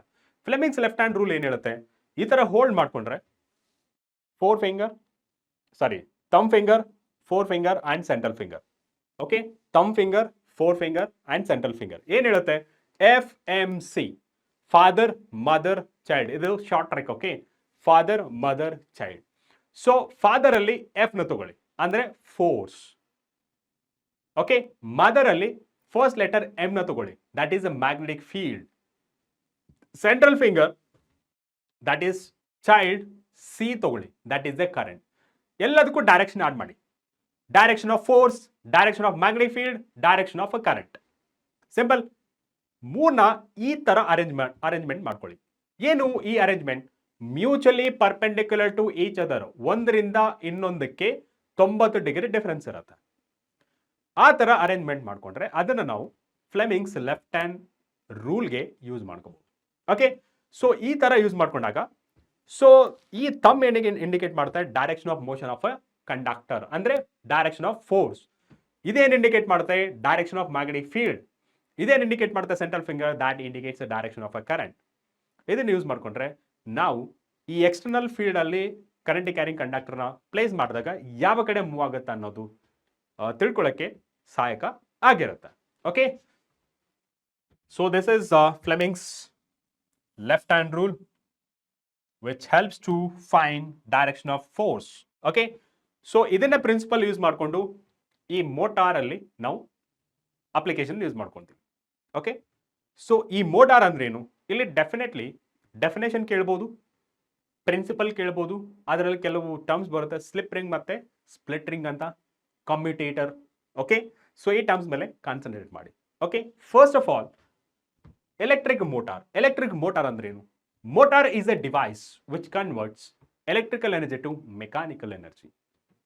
ಈ ವರ್ಕಿಂಗ್ ಅರ್ಥ ಮಾಡ್ಕೋಬೇಕಂದ್ರೆ ನಿಮಗೆ Fleming's left hand rule ತಿಳ್ಕೊಂಡಿರಲೇಬೇಕು.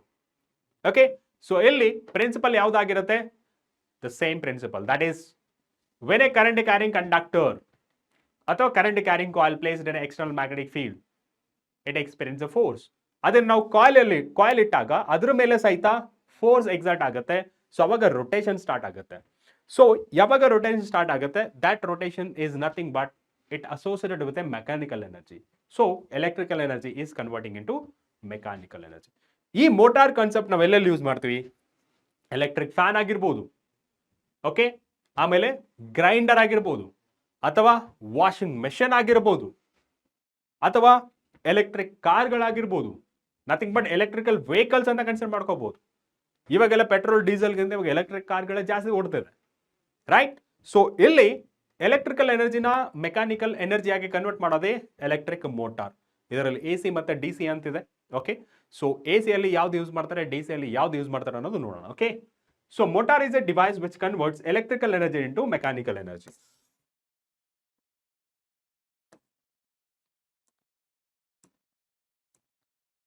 Okay, it works on the principle that when a rectangular coil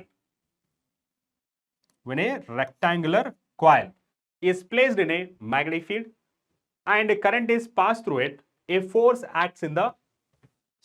acts on coil which rotates it continuously. ಯಾವ ತರ ರೊಟೇಟ್ ಆಗ್ತಿದೆ ಅನ್ನೋದಕ್ಕೆ ನೀವು ಫ್ಲೆಮಿಂಗ್ಸ್ ಲೆಫ್ಟ್ ಹ್ಯಾಂಡ್ ರೂಲ್ ನ ಯೂಸ್ ಮಾಡ್ಕೋ. It is mainly used in electric fans, washing machines, refrigerators, electric cars, electric vehicles ಅಂತಾನು ಕರಿಬಹುದು. Next ನೋಡೋಣ,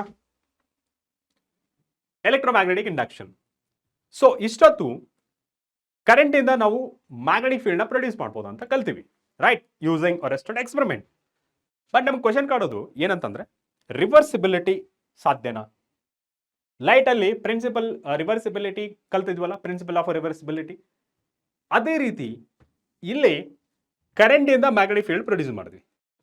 is it possible to produce a current ಅಥವಾ electricity using a magnetic field? Yes, it is possible. So current ಇಂದ magnetic field produce ಮಾಡಬಹುದು ಅಂತ ಹೇಳ್ಕೊಟ್ಟವರು arrested ಆದ್ರೆ, ಈ magnetic field ಇಂದ ಎಲೆಕ್ಟ್ರಿಸಿಟಿನ ಜನರೇಟ್ ಮಾಡಬಹುದು ಅಂತ ಹೇಳ್ಕೊಟ್ಟವರು ಮೈಕಲ್ ಫ್ಯಾರಡೆ. ಅವರು ಎಕ್ಸ್ಪೆರಿಮೆಂಟ್ ಕಂಡಕ್ಟ್ ಮಾಡಿ ಕನ್ಕ್ಲೂಷನ್ ಕೊಡ್ತಾರೆ. ಏನು? ಮ್ಯಾಗ್ನೆಟಿಕ್ ಫೀಲ್ಡ್ ಇಂದ ಅಥವಾ ಮ್ಯಾಗ್ನೆಟಿಸಮ್ ಇಂದ ಎಲೆಕ್ಟ್ರಿಸಿಟಿನ ಪ್ರೊಡ್ಯೂಸ್ ಮಾಡಬಹುದು. ಹೇಗೆ? Using electromagnetic induction. ಆ ಪ್ರಾಸೆಸ್ ನಾವು ಎಲೆಕ್ಟ್ರೋಮ್ಯಾಗ್ನೆಟಿಕ್ ಇಂಡಕ್ಷನ್ ಅಂತ ಕರಿತೀವಿ. ಈ ಎಲೆಕ್ಟ್ರೋಮ್ಯಾಗ್ನೆಟಿಕ್ ಇಂಡಕ್ಷನ್ ಅಂದ್ರೆ ಏನು? It is a phenomena in which the rate of change of a magnetic flux linked with the coil. Okay, ಅದು ಚೇಂಜ್ ಆಗ್ತಿದ್ರೆ, ಫ್ಲಕ್ಸ್ ಏನಾದರೂ ಚೇಂಜ್ ಆಗ್ತಿದ್ರೆ, ಲಿಂಕ್ ಆಗಿರೋ ಫ್ಲಕ್ಸ್ ಯಾವುದಕ್ಕೆ ಲಿಂಕ್ ಆಗಿರಬೇಕು? ಕಾಯಿಲ್ಗೆ ಲಿಂಕ್ ಆಗಿರೋ ಫ್ಲಕ್ಸ್ ಚೇಂಜ್ ಆಗ್ತಿದ್ರೆ ನಿಮಗೆ ಎಲೆಕ್ಟ್ರಿಸಿಟಿ ಪ್ರೊಡ್ಯೂಸ್ ಆಗುತ್ತಂತ ಈ EMI ಇಂದ ತಿಳ್ಕೊಬಹುದು. ಓಕೆ, ಸೊ ನಾವು ನೋಡೋದಾದ್ರೆ ಎಲೆಕ್ಟ್ರೋಮ್ಯಾಗ್ನೆಟಿಕ್ ಇಂಡಕ್ಷನ್, ಇದನ್ನ ಶಾರ್ಟ್ ಆಗಿ EMI ಎಲೆಕ್ಟ್ರೋಮ್ಯಾಗ್ನೆಟಿಕ್ ಇಂಡಕ್ಷನ್ ಅಂತ ಕರೀತೀವಿ. Okay, the production of induced current. ಇಲ್ಲಿ ಕರೆಂಟ್ ಜನರೇಟ್ ಮಾಡ್ತಾ ಇದೀವಿ, ಬಟ್ ಯಾವ ತರ ಕರೆಂಟ್ ಅಂದ್ರೆ induced current in a coil. This is a coil. ಸ್ವಲ್ಪ ಸ್ಪೆಲ್ಲಿಂಗ್ ಮಿಸ್ಟೇಕ್ಸ್ ಆಗಿದೆ. Placed in a region where the magnetic field changes with the time. ಇಲ್ಲಿ magnetic field ಅಂತ ಹೇಳಿದ್ದಾರೆ, but precisely it is not a magnetic field, it is the rate of change of a magnetic flux ಅಂತ ಹೇಳ್ತೀವಿ. Okay, next one. ಇಲ್ಲಿ induce current produce ಆಗುತ್ತೆ ಅಂತ ಹೇಳಿದ್ವಲ್ಲ, current produce ಆಯಿತು, ಕರೆಂಟ್ ಜನರೇಟ್ ಆಯಿತು, ಬಟ್ ಯಾವ ಡೈರೆಕ್ಷನ್ ಅಲ್ಲಿ ಫ್ಲೋ ಆಗುತ್ತೆ? ಇಲ್ಲಿ ನೀವು ಒಂದು ಅಬ್ಸರ್ವ್ ಮಾಡಬಹುದು, current also have a direction, right? What is the direction of current? First chapter ಓದಿದ್ದೀವಿ. It is opposite the flow of electrons ಅಂತ ಕಲ್ತಿದ್ವಿ. ಇವಾಗ ಕರೆಂಟ್ಗೂ ಡೈರೆಕ್ಷನ್ ಇದ್ರೆ ಡೈರೆಕ್ಷನ್ ಕಲಿಯಲೇಬೇಕಲ್ಲ, ಯಾವ ಡೈರೆಕ್ಷನ್ ಅಲ್ಲಿ ನಮಗೆ ಕರೆಂಟ್ ಪ್ರೊಡ್ಯೂಸ್ ಆಯ್ತು ಅನ್ನೋದು. ಸೊ ಅದಕ್ಕೆ ನಮಗೆ ಅಗೇನ್ ಫ್ಲೆಮಿಂಗ್ಸ್ ಹೆಲ್ಪ್ ಮಾಡ್ತಾರೆ. ಓಕೆ, ಅದು ಯಾವ ಡೈರೆಕ್ಷನ್ ಅಲ್ಲಿ ಕರೆಂಟ್ ಪ್ರೊಡ್ಯೂಸ್ ಆಗುತ್ತೆ ಅನ್ನೋದು, that rule we call it as A Fleming's right hand rule ಅಂತ ಹೇಳ್ತೀವಿ. Okay, Fleming's right hand rule. So Fleming's left hand rule ಮತ್ತೆ ರೈಟ್ ಹ್ಯಾಂಡ್ ರೂಲ್ಗೆ ಡಿಫ್ರೆನ್ಸ್ ಏನಂತಂದ್ರೆ, Fleming's left hand rule helps us to find the direction of force acting on a conductor, but right hand rule ಏನು ಹೇಳುತ್ತೆ? Direction of induced current. Simple concept. Okay, so ಈ principle ನ ನಾವು working of generator ಅಲ್ಲಿ ಯೂಸ್ ಮಾಡ್ತೀವಿ. Generator ಅಂದ್ರೆ ಏನು? ಇಲ್ಲಿ ಜನರೇಟರ್ ನಥಿಂಗ್ ಬಟ್ ವರ್ಡ್ ಅಲ್ಲಿದೆ generate. Okay, it converts mechanical energy to electrical energy. So ಎಲೆಕ್ಟ್ರಿಸಿಟಿನ ನಾವು ಜನರೇಟ್ ಮಾಡ್ತಾ ಇದೀವಿ, ರೈಟ್? ಎಲೆಕ್ಟ್ರಿಸಿಟಿನ ಜನರೇಟ್ ಮಾಡ್ತಾ ಇದೀವಿ. ಎದರಿಂದ? Mechanical energy. ಆ ಮೆಕ್ಯಾನಿಕಲ್ ಎನರ್ಜಿ ಯಾವ ತರ ಪ್ರೊಡ್ಯೂಸ್ ಆಗುತ್ತೆ? By rotation of a coil. ಆ ರೊಟೇಷನ್ ಆಫ್ ಎ ಕಾಯಿಲ್ ಯಾವ ತರ ರೊಟೇಟ್ ಆಗುತ್ತೆ? Due to change in magnetic flux. Magnetic flux ಅಂದ್ರೆ ಏನು? The magnetic field linked with the coil. Magnetic flux, ಈ magnetic field linked with the coil change ಆಗ್ತಿದ್ರೆ ಅದನ್ನ ನಾವು rate of change of magnetic flux ಅಂತ ಕೇಳ್ತೀವಿ. Okay, ಹೇಳ್ತೀವಿ. So ಇದನ್ನ ನಾವು EMF ಅಂತ ಕರಿತೀವಿ. Electromagnetic force, electromotive force, EMF. ಯಾವಾಗ ಈ EMF ಪ್ರೊಡ್ಯೂಸ್ ಆಗುತ್ತೆ, ಡೆಫಿನೆಟ್ಲಿ ಇಂಡ್ಯೂಸ್ ಕರೆಂಟ್ ಪ್ರೊಡ್ಯೂಸ್ ಆಗೇ ಆಗುತ್ತೆ. ಕ್ಲಿಯರ್? ಸೊ ಅಪ್ಲಿಕೇಶನ್ ನೋಡಿದ್ರೆ EMI ಇದು. ಸೊ ಇಲ್ಲಿ ಎಲೆಕ್ಟ್ರಿಕ್ ಜನರೇಟರ್ ಅಲ್ಲಿ ಯೂಸ್ ಮಾಡ್ತೀವಿ. ಎಲೆಕ್ಟ್ರಿಕ್ ಜನರೇಟರ್ ಅಂದ್ರೇನು? It converts mechanical energy into electrical energy. It works on the basis of electromagnetic induction. Okay, ಈ ಪ್ರಿನ್ಸಿಪಲ್ ಯಾವುದು? Electromagnetic induction. The first one. Motor ಯಾವುದ್ರ ಮೇಲೆ ವರ್ಕ್ ಆಗುತ್ತೆ? That is force acting on a current carrying conductor placed in a magnetic field. ಇಲ್ಲಿ ಎರಡು ತರ generator ಇದೆ. ಒಂದು AC ಜನರೇಟರ್, ಇನ್ನೊಂದು DC ಜನರೇಟರ್. AC ಜನರೇಟರ್ ಅಲ್ಲಿ ಸ್ಲಿಪ್ ರಿಂಗ್ ಯೂಸ್ ಮಾಡ್ತಾರೆ, DC ಜನರೇಟರ್ ಅಲ್ಲಿ ಸ್ಪ್ಲಿಟ್ ರಿಂಗ್ ಯೂಸ್ ಮಾಡ್ತಾರೆ. ಓಕೆ, ಸೊ ಇವೆರಡು ಕಮ್ಯುಟೇಟರ್ ಆಗಿ ಆಕ್ಟ್ ಆಗ್ತಿರುತ್ತೆ. ಇಲ್ಲಿ ನೋಡ್ಬೋದು, AC generator produces alternating current. ಇಲ್ಲಿ AC ಜನರೇಟರ್, AC ಅಂದ್ರೆ ಆಲ್ಟರ್ನೇಟಿಂಗ್ ಕರೆಂಟ್, ಇದರಲ್ಲಿ ಮ್ಯಾಗ್ನಿಟ್ಯೂಡ್ ಮತ್ತೆ ಡೈರೆಕ್ಷನ್ ಎರಡೂ ಚೇಂಜ್ ಆಗ್ತಿರುತ್ತೆ. ಸೊ ಇಲ್ಲಿ AC ಅಲ್ಲಿ ಕರೆಂಟ್ ಮತ್ತೆ ಮ್ಯಾಗ್ನೆಟ್ ಆಫ್ ಕರೆಂಟ್ ಮತ್ತೆ ಡೈರೆಕ್ಷನ್ ಚೇಂಜ್ ಆಗ್ತಾ ಇರುತ್ತೆ. ಹಾಗೆ ಏನಂತಂದ್ರೆ ಈ ಫ್ರೀಕ್ವೆನ್ಸಿ ಆಫ್ AC ಎಷ್ಟಾಗಿರುತ್ತೆ ಅಂದ್ರೆ 50 ಹರ್ಟ್ಸ್. 50 ಹರ್ಟ್ಸ್ ಆಗಿರುತ್ತೆ. ಬಟ್ ಇಲ್ಲಿ ಡಿ ಸಿ ಕರೆಂಟ್ ಅಲ್ಲಿ ಮ್ಯಾಗ್ನಿಟ್ಯೂಡ್ ಸೇಮ್ ಇರುತ್ತೆ, ಡೈರೆಕ್ಷನ್ ಕಾನ್ಸ್ಟೆಂಟ್ ಆಗಿರುತ್ತೆ, ಅಂದ್ರೆ ಸೇಮ್ ಡೈರೆಕ್ಷನ್ ಅಲ್ಲಿ ಫ್ಲೋ ಆಗ್ತಾ ಇರುತ್ತೆ. ಇಲ್ಲಿ ಫ್ರೀಕ್ವೆನ್ಸಿ ಕೇಳಿದ್ರೆ 0, ಯಾಕೆಂದ್ರೆ ನಿಮಗೆ ಕರೆಂಟೇ ಫ್ಲಕ್ಚುಯೇಟ್ ಆಗ್ತಿಲ್ಲ, ಸೊ ಫ್ರೀಕ್ವೆನ್ಸಿ ಎಲ್ಲಿಂದ ಬರಬೇಕು, ರೈಟ್? ಸೊ ಅದನ್ನ ನೀವು ಡಿರೈವ್ ಮಾಡ್ತೀರಾ ಎಲ್ಲಿ, 12th ಗ್ರೇಡ್ ಅಲ್ಲಿ. A C average current off A C and what is the D C average current off D C ಎರಡೂ ಕಲಿತೀರಾ. ಓಕೆ, ಸೊ ಬಟ್ ಇಲ್ಲಿ ಜಸ್ಟ್ ನೀವು ಸ್ಪ್ಲಿಟ್ ರಿಂಗ್ ಮತ್ತೆ ಸ್ಲಿಪ್ ರಿಂಗ್ ಓದ್ಕೊಂಡ್ರೆ ಸಾಕು. ಎ ಸಿ ಅಲ್ಲಿ slip ring use ಮಾಡ್ತಾರೆ, D C generator ಅಲ್ಲಿ split ring use ಮಾಡ್ತಾರೆ. Okay, in this case we use slip rings. Okay, in case of AC, slip rings due to which the direction of current changes. DC generator only produces a direct current, that is the direction of current remains the same. In this case we use a split rings called commutator which gives current only in one direction. Okay, next, color coding of wire in a cable. ಇಲ್ಲಿ house hold circuit ಬಗ್ಗೆ ಮಾತಾಡೋದಾದ್ರೆ ಅಂದ್ರೆ domestic electric circuits, ಇಲ್ಲಿ main ಆಗಿ ನಾವು electric metre, okay, ಮತ್ತೆ electric fuse, live wire, neutral wire and earth wire, short circuit ಮತ್ತೆ overload, ಈ terms ತುಂಬಾ ಇಂಪಾರ್ಟೆಂಟ್ ಆಗಿರುತ್ತೆ, ಕರೆಕ್ಟ್ ಆಗಿ ಕೇಳಿಸ್ಕೊಳ್ಳಿ. ಓಕೆ, ಕಲರ್ ಕೋಡಿಂಗ್ ಬಗ್ಗೆ ಮಾತಾಡಿದ್ರೆ ಇಲ್ಲಿ ಎರಡು ಕನ್ವೆನ್ಷನ್ಸ್ ಇದೆ, ಒಂದು ಓಲ್ಡ್ ಕನ್ವೆನ್ಷನ್, ಇನ್ನೊಂದು ನ್ಯೂ ಕನ್ವೆನ್ಷನ್. ಓಲ್ಡ್ ಕನ್ವೆನ್ಷನ್ ಪ್ರಕಾರ ಏನು, ಲೈವ್ ವೈರ್ ರೆಡ್ ಕಲರ್ ಇರುತ್ತೆ, ನ್ಯೂಟ್ರಲ್ ವೈರ್ ಬ್ಲಾಕ್ ಕಲರ್ ಇರುತ್ತೆ, ಅರ್ತ್ ವೈರ್ ಗ್ರೀನ್ ಕಲರ್ ಇರುತ್ತೆ. ಸ್ಟಿಲ್ ಮೆನಿ ಕೇಸಸ್ ಅಲ್ಲಿ ಇದನ್ನೇ ಯೂಸ್ ಮಾಡೋದು.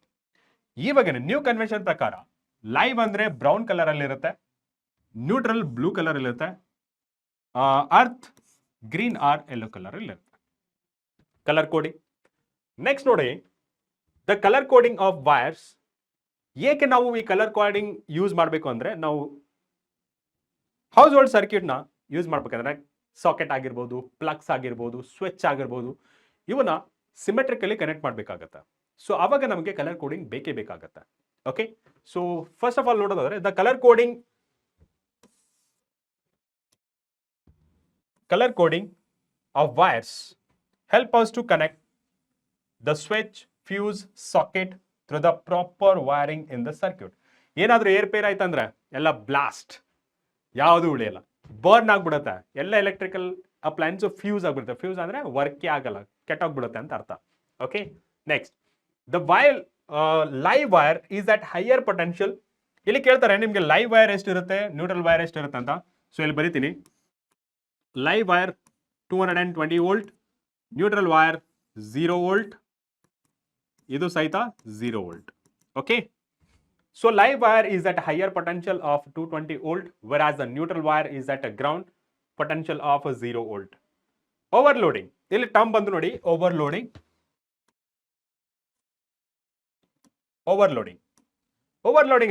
ಅಂದ್ರೇನು? It is the process of overheating of a wire due to excess current drawn by all the appliances than permitted limit for that wire. ಏನಿದರ ಅರ್ಥ, ಒಂದು wire limit ಕೊಟ್ಟಿರ್ತಾರೆ, 5 ampere ವರೆಗೆ ಮಾತ್ರ flow ಆಗ್ಬೋದು ಅಂತ ಹೇಳ್ತಾರೆ. ಓಕೆ, ಅಂದ್ರೆ ಅದ್ರ ರೇಟಿಂಗ್ ಅಷ್ಟು, ಅದಾದ್ಮೇಲೆ ಏನಾಗುತ್ತೆ, ವರ್ಕ್ ಆಗಲ್ಲ. ಓಕೆ, ಅಥವಾ ಸ್ಟಾಪ್ ವರ್ಕ್, ಅಥವಾ ಕಟ್ ಆಗ್ಬಿಡುತ್ತೆ, ಅಥವಾ ಮೆಲ್ಟ್ ಆಗ್ಬಿಡುತ್ತೆ, ಈ ತರ ಕಂಡೀಷನ್ಸ್ ಇರುತ್ತೆ. ಓಕೆ, ಸೊ 5 ಆಂಪಿಯರ್ ಹೋಗೋ ಜಾಗದಲ್ಲಿ ನಾವು 10 ಆಂಪಿಯರ್ ಸೆಂಡ್ ಮಾಡಿದ್ರೆ ಏನಾಗುತ್ತೆ, ಓವರ್ಲೋಡ್ ಆಗ್ಬಿಡುತ್ತೆ. ಓವರ್ಲೋಡ್ ಆದಾಗ ಏನಾಗುತ್ತೆ, due to joules of heating ಏನಾಗುತ್ತೆ, ಕರೆಂಟ್ ಜಾಸ್ತಿ ಫ್ಲೋ ಆದಂಗೆ ಹೀಟ್ ಸಹಿತ ಜಾಸ್ತಿ ಫ್ಲೋ ಆಗುತ್ತೆ, ಅವಾಗ ಏನಾಗುತ್ತೆ, ಬರ್ನ್ ಆಗುತ್ತೆ. ಬರ್ನ್ ಆದಾಗ ಫೈರ್ ಹತ್ಕೊಂಡು ಅಲ್ಲಿ ತುಂಬಾ ಆಕ್ಸಿಡೆಂಟ್ ಆಗೋ ಚಾನ್ಸಸ್ ಇರುತ್ತೆ. ಸೊ ಅದರಿಂದ ಈ ಓವರ್ಲೋಡಿಂಗ್ ಆಗಕ್ಕೆ ಬಿಡಬಾರ್ದು, ಎಷ್ಟು ಬೇಕೋ ಅಷ್ಟೇ ನಾವು ಕರೆಂಟ್ ಫ್ಲೋ ಆಗೋ ತರ ನಾವು ನೋಡ್ಕೋಬೇಕು. ಆ ತರ ನೋಡ್ಕೋಬೇಕಾದ್ರೆ ಏನೇನು ಮಾಡಬೇಕು, ಪ್ರಿಕಾಷನ್ಸ್. ಒಂದೇ ಟೈಮ್ಗೆ ನಾವು ಹೆವಿ ಎಲೆಕ್ಟ್ರಿಕಲ್ ಅಪ್ಲೈನ್ಸ್ನ ಸ್ಟಾರ್ಟ್ ಮಾಡಬಾರ್ದು. ಓಕೆ, 1 by 1 ಸ್ಟಾರ್ಟ್ ಮಾಡಬೇಕು. ಒಂದೇ ಸಾಕೆಟ್ಗೆ ಎಲ್ಲ ಎಲೆಕ್ಟ್ರಿಕಲ್ ಅಪ್ಲೈನ್ಸ್ನ ಪ್ಲಗ್ ಇನ್ ಮಾಡಬಾರ್ದು, ಅದನ್ನ ಯೂಸ್ ಮಾಡಬಾರ್ದು, ಈ ತರ ನೋಡ್ಕೋಬೇಕು. ಓಕೆ, ನೆಕ್ಸ್ಟ್, ಶಾರ್ಟ್ ಸರ್ಕ್ಯೂಟ್ ಅಂದ್ರೆ ಏನು? ಇದರಲ್ಲಿ ಲೈವ್ ವೈರ್ ಮತ್ತೆ ನ್ಯೂಟ್ರಲ್ ವೈರ್ ತುಂಬಾ ವರ್ಷಗಳಾದ್ಮೇಲೆ ಅದ್ರ ಮೇಲೆ ಇನ್ಸುಲೇಟಿಂಗ್ ಇರುತ್ತಲ್ಲ, ರೆಡ್ ಕಲರ್ ಮತ್ತೆ ಯಾವ್ದದು ರೆಡ್ ಕಲರ್, ಆಮೇಲೆ ಬ್ಲಾಕ್ ಕಲರ್ ಏನಿರುತ್ತಲ್ಲ, ರೆಡ್ ಕಲರ್ ಮತ್ತೆ ಬ್ಲಾಕ್ ಕಲರ್ ಆ ಇನ್ಸುಲೇಷನ್ ವೈರ್ಸ್ ಇರುತ್ತಲ್ಲ, ಅವು ಹಾಳಾದ್ಮೇಲೆ ಈ ಎರಡು ಲೈವ್ ವೈರ್ ಮತ್ತೆ ನ್ಯೂಟ್ರಲ್ ವೈರ್ ಕಾಂಟ್ಯಾಕ್ಟ್ ಆಗುತ್ತೆ. ಕಾಂಟ್ಯಾಕ್ಟ್ ಆದಾಗ ಏನಾಗುತ್ತೆ, ಅಲ್ಲಿ resistance becomes very less, negligible ಅಂತ ಹೇಳ್ಬೋದು. ಅವಾಗ ಏನಾಗುತ್ತೆ, ಹೆವಿ ಕರೆಂಟ್ ಫ್ಲೋ ಆಗ್ತಿರತ್ತೆ. ಇಲ್ಲಿ ಕ್ವಶನ್ ಕೇಳ್ತಾರೆ, ಡ್ಯೂರಿಂಗ್ ಶಾರ್ಟ್ ಸರ್ಕ್ಯೂಟ್ ಕರೆಂಟ್ ಏನಾಗುತ್ತೆ, suddenly increases, suddenly decreases, zero remains same. ಏನಾಗುತ್ತೆ, ಸಡನ್ಲಿ ಇನ್ಕ್ರೀಸಸ್. ಸಡನ್ಲಿ ಇನ್ಕ್ರೀಸ್ ಆದಾಗ ಡೈರೆಕ್ಟ್ ಆಗಿ ಕರೆಂಟ್ ಇನ್ಕ್ರೀಸ್ ಆದಾಗ ಏನಾಗುತ್ತೆ, ಹೀಟ್ ಪ್ರೊಡ್ಯೂಸ್ ಸಹಿತ ಜಾಸ್ತಿ ಆಗುತ್ತೆ. ಅವಾಗ ಏನಾಗುತ್ತೆ, ಅಗೇನ್ ಫೈರ್ ಆಕ್ಸಿಡೆಂಟ್. ಸೊ ಅದನ್ನು ಅವಾಯ್ಡ್ ಮಾಡೋಕ್ಕೆ ನಾವು ಏನು ಮಾಡಬೇಕಂದ್ರೆ ಕರೆಕ್ಟಾಗಿ ನಾವು ಅದರಲ್ಲಿ ಎಕ್ಸಸ್ ಆಫ್ ಕರೆಂಟ್ ಹೋಗ್ಲಾರ್ದಾಗೆ, ಹಾಗೆ ಇನ್ಸುಲೇಷನ್ ನೋಡ್ಕೊತಿರ್ಬೇಕು, ಕರೆಕ್ಟ್ ಆಗಿದೆನಾ ಅಥವಾ ಹಾಳಾಗ್ತಿದೆನಾ. ಹಾಳಾಗ್ತಿದ್ರೆ ಇನ್ನೊಂದು ವೈರ್ ತಂದು ಅಲ್ಲಿ ಹಾಕಬೇಕು, ಇಲ್ಲ ಅಂತಂದ್ರೆ ಆಕ್ಸಿಡೆಂಟ್ ಆಗೋ ಚಾನ್ಸಸ್ ಇರುತ್ತೆ. Next one, on electrical fuse. ಇದು ಎಲೆಕ್ಟ್ರಿಕಲ್ ಫ್ಯೂಸ್ ಅಂದ್ರೇನು? It is a safety device, okay, with safeguard our electrical appliance if there is excess of electric current flowing through it. ಈ fuse ಏನಾಗಿರುತ್ತೆ, it is a made up of alloy of lead and tin, and it has a low melting point and high resistance, specific resistance ಅಂತ ಹೇಳ್ಬೋದು, right? So limit ನೋಡ್ಬೋದು, which is used to limit the current in an electric circuit. It safeguards the electric circuits and the appliances connected in that circuit from the being damaged. An alloy of lead and tin used as the material of a fuse wire because it has a low melting point. ಇಲ್ಲಿ ಕೇಳ್ಬೋದು, what are the property of a fuse? It has a low melting point and specific resistance is more, not resistance, specific resistance, okay? Next, ಇಲ್ಲಿ than that of copper and aluminum. Copper and aluminum resistivity ತುಂಬಾ ಕಮ್ಮಿ, right? Resistivity ತುಂಬಾ ಕಮ್ಮಿ ಇರೋದ್ರಿಂದ ಏನಾಗುತ್ತೆ, current ಜಾಸ್ತಿ flow ಆಗುತ್ತೆ, ಅದನ್ನು ರೆಸ್ಟ್ರಿಕ್ಟ್ ಮಾಡೋಕ್ಕಾಗಲ್ಲ. ಅದರಿಂದ ನಾವು ಕಾಪರ್ ಅಲ್ಯೂಮಿನಿಯಂನ ಯೂಸ್ ಮಾಡಲ್ಲ, ಯಾವಾಗಲೂ ಅಲಾಯ್ಸೇ ಯೂಸ್ ಮಾಡ್ತೀವಿ, okay, to make specific resistivity more so that we can control the current. Next, the thickness of the fuse wire depends on its current rating. thickness of the fuse wire ಇರುತ್ತಲ್ಲ, ಅದು current rating ಮೇಲೆ depend ಆಗಿರುತ್ತೆ. Current rating ಜಾಸ್ತಿ ಇದ್ರೆ thickness ಸಹಿತ ಜಾಸ್ತಿ ಇರುತ್ತೆ, current rating ಕಮ್ಮಿ ಇದ್ರೆ ಥಿಕ್ನೆಸ್ ಸಹಿತ ಕಮ್ಮಿ ಇರುತ್ತೆ. Clear? Next one, a fuse is always connected in a series. Switch ಆದ್ರಾಗ್ಲಿ, ಫ್ಯೂಸ್ ಆದ್ರಾಗಿರ್ಲಿ, ಅಥವಾ